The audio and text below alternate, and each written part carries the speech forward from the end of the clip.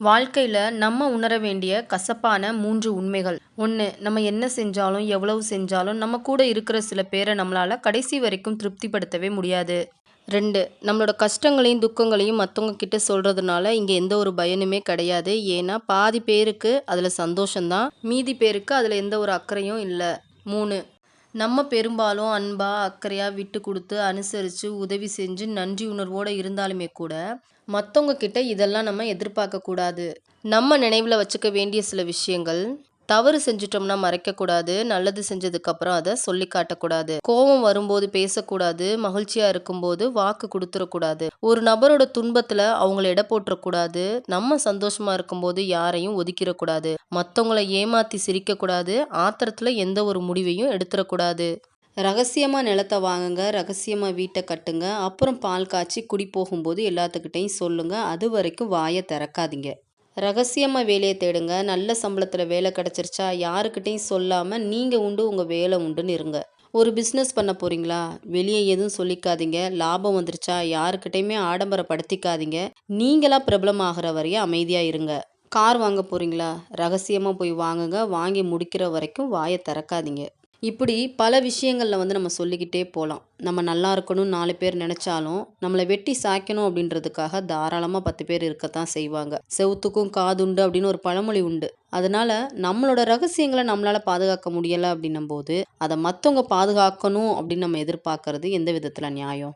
நம்ம எல்லாத்துக்குமே ஒரே மாதிரியான திறமை வேணா இல்லாம இருக்கலாங்க. ஆனா, அந்த திறமைய வளர்த்துக்கிறதுக்குரிய வாய்ப்பு அப்படின்றது ஏதோ ஒரு விதத்துல கிடைச்சுக்கிட்டு தான் இருக்குது. அத நம்ம தான் சரிவர பயன்படுத்திக்க மாட்றோம். நம்ம எதுவுமே செய்யாம, வாழ்க்கையில எதுவுமே முயற்சிக்காம, செயல்படாமலே இருக்கிறத விட, ஏதாவது ஒண்ண முயற்சி செஞ்சு தோத்து போறது அவ்வளோ ஒண்ணும் மோசமான விஷயம் கிடையாது. அதனால தோத்தா கூட பரவால்ல, முயற்சி செஞ்சு பார்க்க மட்டும் தயங்கிராதீங்க.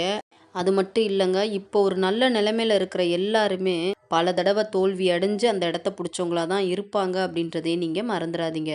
ஒரு சில விஷயங்கள தூரத்திலேயே நின்று ரசிக்கிறதோட விட்டுறணும். நம்ம கிட்டக்க போய் அத அடையணும் அப்படின்னு ஆசைப்பட்டோம்னா, ஏற்கனவே இருந்த ரசனையும் கூட நம்ம இழக்கிற மாரி ஆயிரும். அதே மாரி தான் சில உறவுகளும். எந்த அளவுக்கு நெருக்கமும், உரிமையும் அதிகமாகுதோ, அத விட அதிகமா வெறுப்பும், அவங்கள பிரியறதுக்கான சந்தர்ப்பமும் அதிகமாகும் அப்படின்றத நம்ம மறந்துறக்கூடாது.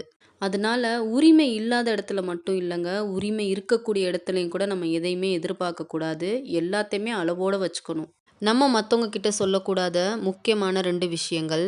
1 நம்மளோட தோல்வியவோ, இல்ல பலவீனத்தையோ மத்தவங்க கிட்ட சொல்லக்கூடாது. அப்படி நம்ம சொல்றனால, நம்மளோட தன்னம்பிக்கை கொஞ்சம் கொஞ்சமா குறைய ஆரம்பிக்கும். 2 நம்மளோட எதிர்கால திட்டங்களையோ, இல்ல வரவு செலவுகளையோ மத்தவங்க கிட்ட சொல்லக்கூடாது. நம்ம அப்படி சொல்றனால, அவங்களுக்கு நம்ம மேல பொறாமை ஏற்படுறதுக்கான வாய்ப்பு இருக்கு. நம்ம யார நேசிக்கிறோமோ, அவங்க தான் சில நேரங்கள்ல நம்மள நிராகரிச்சர்றாங்க. நம்ம யாருக்காக போராடுறோமோ, அவங்க தான் சில நேரத்துல நம்மளோட தோல்விகளுக்கும் காரணமாயிர்றாங்க. நம்ம யார நம்புறோமோ, அவங்க தான் நம்மள ஏமாத்துறவங்களாவும் மாறிர்றாங்க. ஆக, காரணத்துக்காக சூழ்நிலைகளையும், சூழ்நிலைக்காக காரணங்களையும் உருவாக்க தெரிஞ்ச விசித்திரமான மனுஷங்க வாழ்ந்துகிட்டு இருக்கிற உலகம் இது. இப்படிப்பட்ட இந்த உலகத்துல நம்மளும் கொஞ்சம் தந்திரங்களையும், சூழ்ச்சிகளையும் கத்துக்கிறது ஒண்ணும் தப்பே கிடையாது. யாருக்கும் குழி பறிக்கிறதுக்காகலாம் இல்லங்க. அடுத்தவங்க பறிக்கக்கூடிய குழியில நம்ம விழாம இருக்கிறதுக்காக தான்.